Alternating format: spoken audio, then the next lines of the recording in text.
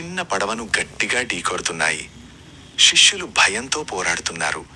చేతులతో నీటిని బయటికి తోసేస్తూ పడవ నిలబడాలని ప్రయత్నిస్తున్నారు.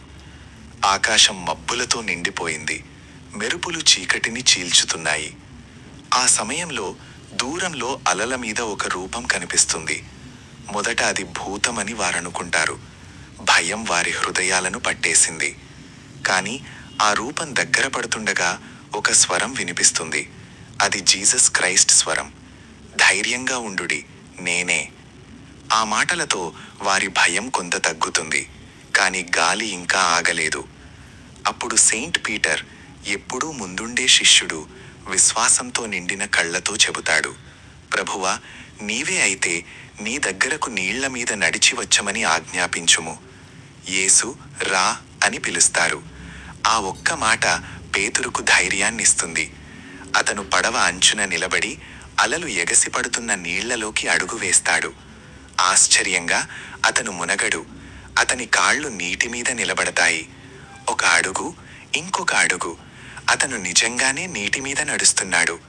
అతని కళ్ళలో విశ్వాసం మెరిసిపోతోంది.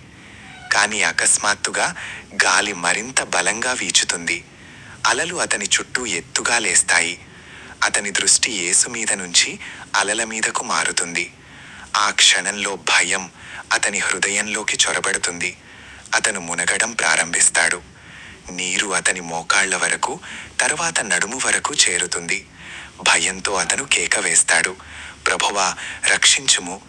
వెంటనే యేసు తన చెయ్యిని చాపి అతన్ని పట్టుకుంటారు.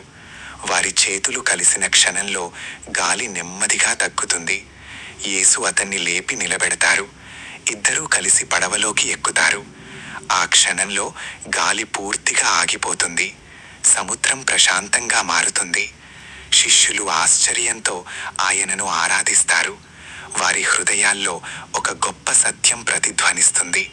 విశ్వాసమున్నంత వరకు మనం అసాధ్యమైన దానిని కూడా చేయగలం. కానీ భయాన్ని చూసినప్పుడు మునుగుతాము. అయినప్పటికీ మనం మునిగిపోతున్నప్పుడు కూడా ఆయన చెయ్యి మనలను విడిచిపెట్టదు.